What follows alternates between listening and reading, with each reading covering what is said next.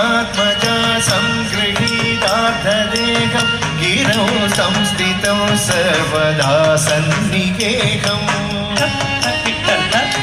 किरीटात्मजा संगृहीतार्थदेहं गिरौ संस्थितौ सर्वदा सन्निकेहम् परमेवद्यमानं शिवं शङ्करं शम्भुमीशानम्